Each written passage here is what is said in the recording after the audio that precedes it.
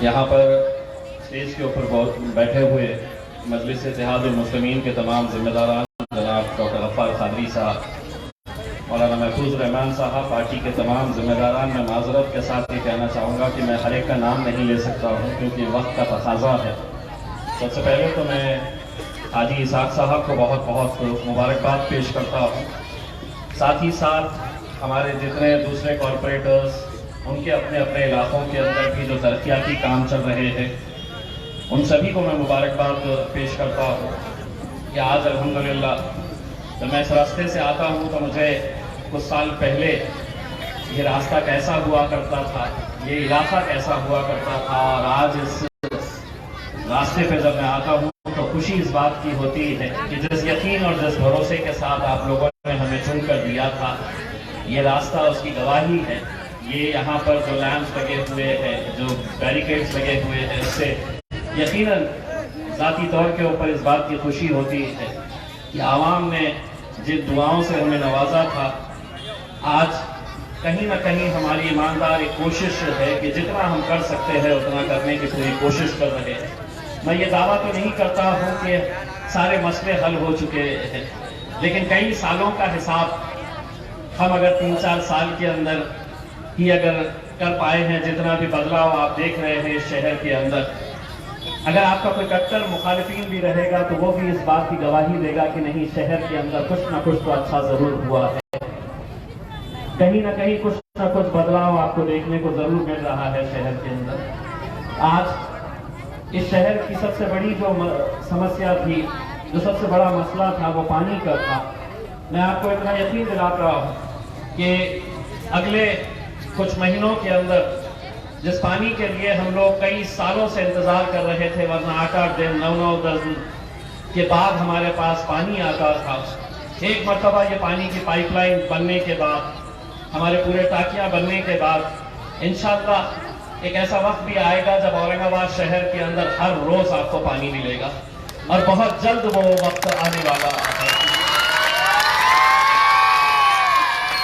देखिए, एक बात तो आप ये समझ रहे होंगे कि 2014 के अंदर जब मैं member of legislative assembly MLA बना था, यहाँ से विधायक बना था, तो उस वक्त मैंने सरकार से ये कहा था कि आखिर पैठन से औरंगाबाद तक पानी लाने के लिए क्या दिक्कत है। लेकिन उस वक्त जो सरकारें थी, उस वक्त के जो नेता थे, हर एक की एक कोशिश थी कि कहीं ना कहीं हम औरंगाबाद के पानी का ठेका किसी एक प्राइवेट कंपनी के हाथ में दे दे। और वो प्राइवेट कंपनी किसकी थी? तो भारतीय जनता पार्टी के राज्यसभा के एक मेंबर ऑफ पार्लियामेंट की कंपनी थी, जिसे हम समांतर नाम से जानते थे। उस समांतर को पूरा पानी का ठेका औरंगाबाद शहर का दे दिया जाए 20 सालों के लिए, और फिर वो जो साहब थे वो पानी बेचकर पैसा कमाना चाहते थे। मुझे इस बात का फख्र है, इस बात की खुशी है कि एक तरफ पूरे सियासतदान थे, उस वक्त के हुकूमत में बैठे हुए भारतीय जनता पार्टी के एमएलए, एमपी, शिवसेना के मंत्री, सभी लोग एक तरफ थे। और जब देवेंद्र फडणवीस साहब ने उस वक्त मीटिंग कॉल करी थी, जब मैं एमएलए था और वो मुख्यमंत्री थे, तो उन्होंने एक बात कही थी कि अगर इम्तियाज जलील तुम अगर ये पानी का हमारा विरोध करेंगे तो अगले 20 साल तक तुमको पानी औरंगाबाद शहर को नहीं मिलेगा। मैंने उनको उसी वक्त उस मीटिंग के अंदर कहा था, मुझे ये बताओ कि अगर पानी ला रहे हैं तो ये समांतर कहां से पानी लेकर आ रही है? उसी पैठन से लेकर आ रही है, जहां से मैं चाहता हूं कि आप एक लाइन डालें। अगर उस वक्त वो सुन लेते तो शायद आज हमारे एक घर के अंदर हम पानी पहुंचाने का काम कर सकते थे।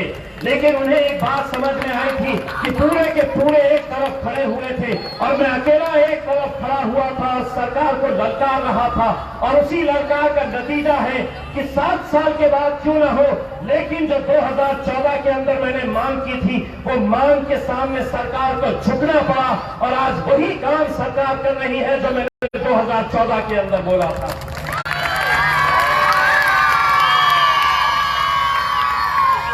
और ऐसा नहीं बोला था, आप लोगों की ताकत की बदौलत उनके बड़े बड़े अधिकारियों को बोल दिया था कि तुम्हारे में कितनी हिम्मत है, तुम कोशिश करके देखो। और मेरी हिम्मत क्या है मैं तुमको बताऊंगा कि किसी भी हालत के अंदर तुम्हारी लाइन में डालने नहीं दूंगा, प्राइवेट कंपनी को औरंगाबाद में आने नहीं दूंगा। और आज वही हाल हुआ है जो महानगरपालिका काम कर रही है। आज सड़क के बहुत बड़े काम आज पूरे शहर के अंदर आपको देखने को मिल रहे। हमने सरकार से ये कहा कि जो अहम रास्ते हैं, जो मेन रास्ते हैं, पहले उनको मुकम्मल किया जाए। बाकी अंदर मोहल्ला के अंदर भी कई ऐसे इलाके हैं जहां पर सड़कों की हालत बहुत खराब है, उसे भी हम इंशाअल्लाह जितना जल्द से जल्द हो सके वो मुकम्मल करने की कोशिश करेंगे। आज जैसा हाजी इसाक साहब ने बताया है कि 80 लाख रुपए के ड्रेनेज का काम हो रहा है, पानी का काम हो रहा है, उसके फौरन बाद यहाँ पर सड़क बनाने का काम होगा। अयूब जागीरदार साहब जो पड़ोस के अंदर है, उनके भी तकरीबन 80 लाख रुपए के काम जो अगले हफ्ते जिसका उद्घाटन करने के लिए जा रहे हैं। मैं ये कहना चाहूंगा कि ये अकेले मेरे बस की बात नहीं थी, या हम जितने भी यहाँ पर बैठे हैं सिर्फ अकेले उन लोगों के बस की बात नहीं थी, या आप लोगों की दुआएं थी, आप लोगों का साथ था, आप लोगों की ताकत थी कि जिसकी वजह से बड़े बड़े सरकारी अधिकारियों को भी झुकना पड़ रहा था। कहीं ना कहीं उन्हें भी ये एहसास हो रहा था कि नहीं, मजलिस वाले हैं, इनका काम हमें करना पड़ेगा। और आज हमारे इलाकों के अंदर जितने काम हम देखने को मिल रहे हैं, यकीनन आप लोगों की दुआओं का नतीजा है। आगे और भी मंजिलें तय करना है, आगे और भी बहुत काम बाकी है, लेकिन मैं आप लोगों से सिर्फ इतना अपील करना चाहूंगा कि जो मोहब्बतें आप लोगों ने हम पर निछावर की थी, मैं आप लोगों का तहे दिल से शुक्रिया अदा करता हूं। नासिर सिद्दीकी साहब ने कहा कि 2 दिन पहले मुझे पूना में एक अवार्ड मिला, बेहतरीन खासदार का, एक अच्छा एमपी का अवार्ड वहां पर पूना के एक बड़े इंस्टीट्यूशन के अंदर दिया गया। मुझे खुशी इस बात की नहीं थी कि वो अवार्ड इम्तियाज जलील को मिल रहा, लेकिन जब तारुफ कराया जा रहा था, मेरा खुशी मुझे उस बात की थी जब उस लेडी ने तारुफ करना शुरू किया कि ये औरंगाबाद के मजलिस इत्तेहाद अल मुस्लिमीन के खासदार इम्तियाज जलील है।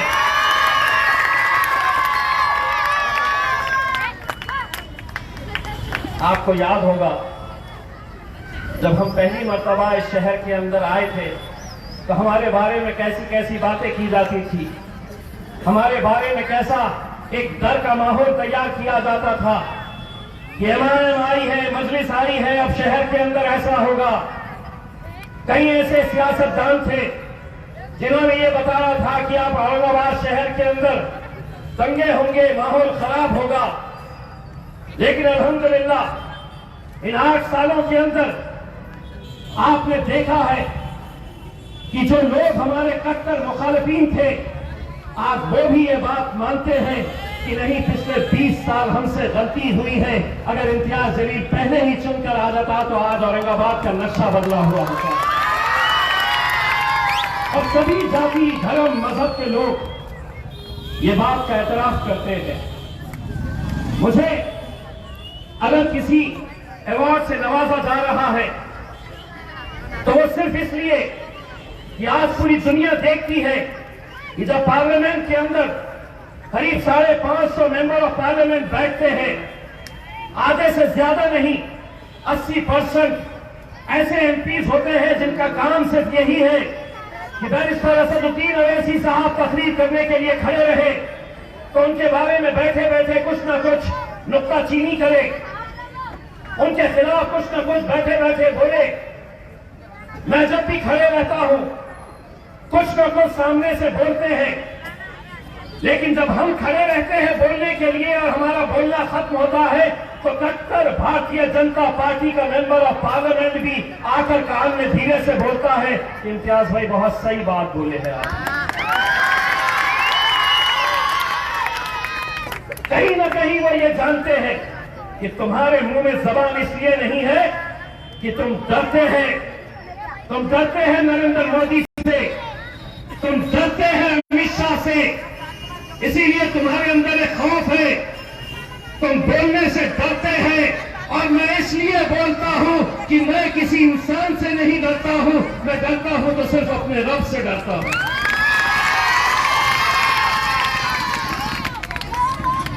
दोस्तों, आज हमें बहुत सारे काम अभी करना बाकी है।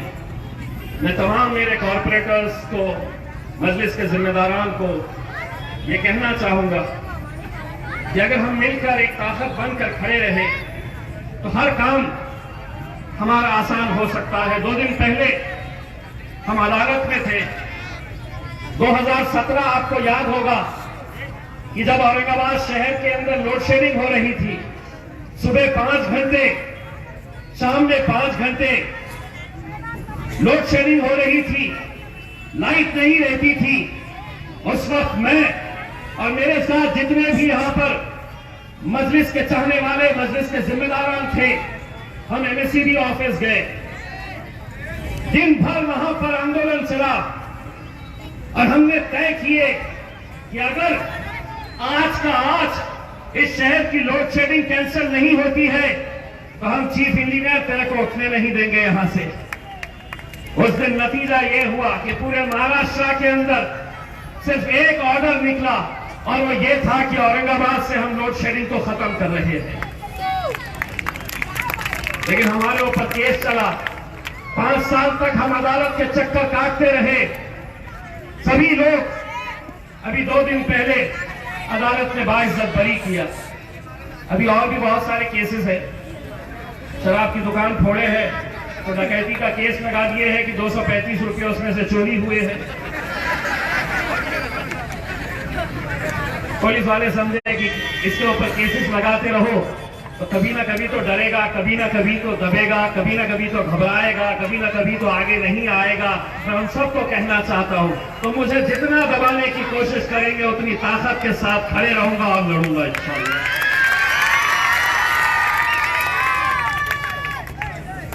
आज पार्लियामेंट के अंदर मेरे भाइयों, पहले लोग असदुद्दीन अवैसी साहब जब आते थे बोलने के लिए तो जितने भी उनके मुखालिफिन हैं अलग अलग पार्टियों के, चाहे वो कांग्रेस के हो, राष्ट्रवादी के हो, भारतीय जनता पार्टी के हो, शिवसेना के हो, वो उनके MPs आते और मुझसे पूछते कि आज बोलने वाले हैं क्या अवैसी साहब? मैं बोलता हाँ आज बोलने वाले हैं। तो बोले क्या बोलने वाले हैं? बोला तुम्हारी बजाने वाले। और अल्हम्दुलिल्लाह आज ये हालत है कि हम 2 हैं, लेकिन अल्हम्दुलिल्लाह ये हालत है कि 3 टाइम का MP हो, 4 टाइम का MP हो, अगर किसी से पूछ ले कि ये कौन है तो बताएगा नहीं, लेकिन 550 में से किसी से भी पूछ लो कि ये कौन है तो बताएगा कि औरंगाबाद का मजलिस से इत्तेहादुल मुस्लिमीन का MP है। ये पहचान हमने बनाए। आज मैं तमाम आप लोगों का तहे दिल से शुक्रिया अदा करता हूं कि आप लोग इतनी तादाद के अंदर आए हैं। मुझे मालूम है कि कल से यहां पर काम शुरू होने वाला है, कुछ तकलीफें जरूर होंगी आप लोगों को। सारे रास्ते खोद दिए जाएंगे अंदर जाने के, लेकिन थोड़े दिनों के लिए आपको ये तकलीफ सहनी पड़ेगी, क्योंकि ये काम जो है ये आपकी अच्छाई के लिए किया जा रहा है, आपकी भलाई के लिए किया जा रहा है। इस इलाके के अंदर जो पानी की तकलीफ है उसे दूर करने के लिए किया जा रहा है। मैं सिर्फ हमारे अयूब जागीरदार साहब, हाजी इसाक साहब और मजलिस के तमाम जिम्मेदारों को ये कहना चाहूंगा कि हमने ये सड़क बनाई है लोगों के लिए कि ताकि लोग इस सड़क के ऊपर अच्छी तरीके से चल सके, यहां से गाड़ियों का बिना किसी रुकावट के। लेकिन अगर सड़क को ही हमने अगर पार्किंग बना दिए, पूरे सड़क के ऊपर ही अगर हमने गाड़ियां खड़े कर दिए, गाड़ियां खड़े करने वाले कितने होंगे? 10 गाड़ी, 15 गाड़ी, 20 गाड़ी, लेकिन उन गाड़ियों की वजह से जो आम लोगों को तकलीफ होती है, मैं आम लोगों के साथ खड़े रहने वाला हूं। इसीलिए ये हमारे पार्टी के जिम्मेदारों की जिम्मेदारी है कि जो भी सड़क के अंदर रुकावट लाने का काम कर रहा है वो गाड़ियां वहां से हटाने की जिम्मेदारी आप लोगों की है। बड़ी मेहनत से सड़क बनाई गई है, बड़ी मेहनत से ये काम किया जा रहा है, और अगर चंद लोगों की वजह से कुछ रुकावटें आ रही है तो वो दूर होना चाहिए सबकी भलाई के लिए। दूसरी एक बात जो मैं दिल से कहना चाहता हूं मेरे भाइयों से, मेरे बच्चों से, दोस्तों नशे से दूर रहिएगा। किसी का कोई भला नहीं होने वाला है। मैं आज जब अस्पताल में जाकर देखता हूं कैसे हमारी नौजवान नस्ल को बर्बाद किया जा रहा है, एक सोची समझी साजिश के तहत। बेचने वाला भी तुम्हारा ही है, इस्तेमाल करने वाला ही तुम्हारा है। क्यों हो रहा है, कभी सोचे हैं? गौर से सोचिए। एक साजिश, इकरारपुरा, कटकट गेट, जिनसी इलाका, टाउनहॉल का इलाका, हमारी नौजवान नस्लों को अंदर से खोखला कर दिया जाए। बेचो, जितने नशा बेच सकते हो इन इलाकों के अंदर बेचो। इस्तेमाल भी इन्हीं इलाकों के अंदर करवाने लगाओ। आज अपनी आंखों के सामने आप खुद देख रहे कि कितने नौजवानों को इस जहर की लत लग चुकी है। कितने नौजवान जो कभी हट्टे कट्टे हुआ करते थे आज खोखले होते जा रहे। नशे का ऐसा लत लगा दी जा रही है। मैं तो बार बार ये कहते आया हूं, आप बताइए, अगर किसी इलाके के अंदर कोई नशे का कारोबार कर रहा है, कोई नशा बेच रहा है, आपको मालूम है, लेकिन अगर आप खामोश हैं तो ये समझ लीजिए कि ये जहर कल आपके घर में भी आ सकता है। अगर डर रहे हैं बताने के लिए पुलिस को, तो मुझे बताइए, मैं आपको वादा करता हूं, जिस दिन आपने मुझे बताया, पुख्ता जानकारी दी, 24 घंटे के अंदर उस धंधे को उस इलाके से बंद कराने की जिम्मेदारी अगर पुलिस नहीं निभाएगी तो इम्तियाज जलील निभाएगा आप लोगों के साथ।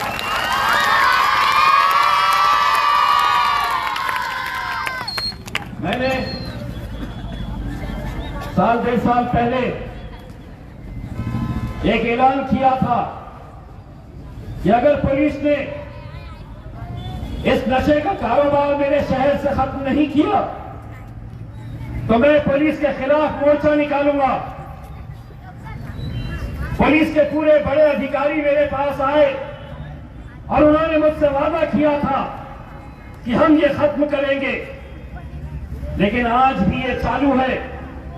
मैं औरंगाबाद की पूरी पुलिस को एक बार फिर से ये कहना चाह रहा हूं, अगर तुम्हारे इलाके के अंदर अगर नशा चल रहा है तो तुम्हारे पुलिस स्टेशन के सामने इतना बड़ा धरना आंदोलन दूंगा, तुम्हारे को उस कुर्सी के ऊपर बैठने के लिए नहीं दूंगा, तुम्हें उस कुर्सी से उठाकर कहीं ना कहीं दूसरी जगह शिफ्ट करवाएंगे हम। मैं इस इलाके के सामने अपनी नौजवान नस्ल को ऐसे ही मरते, ऐसे ही कमजोर होते हुए नहीं देख सकता हूं। जो भी कर रहा है उसे बंद करना होगा। महल्ले के जितने भी बुजुर्ग हैं अपनी अपनी मस्जिदों के अंदर ये ऐलान करवाइए, नौजवानों के घरों को जाइए, उन्हें समझाइए कि ये लत कितनी बुरी है। ये हम सब की ये जिम्मेदारी है और मैं उम्मीद करता हूं कि आप लोग इस बात को संजीदगी से लेंगे। मैं सिर्फ इतना कहना चाहता हूं कि बहुत वक्त हो गया है, ये शहर के अंदर बैरिस्टर असदुद्दीन अवैसी साहब नहीं आए हैं। अगर आप सबकी इजाजत रही तो इंशाल्लाह बहुत जल्द एक जलसा असद साहब का यहां पर रहेंगे। आज यहां पर बहुत सारे कॉरपोरेटर्स को देखकर, पार्टी के जिम्मेदारों को देखकर बड़ी खुशी होती है कि शाम के प्रोग्राम में पूरे के पूरे मौजूद रहते हैं।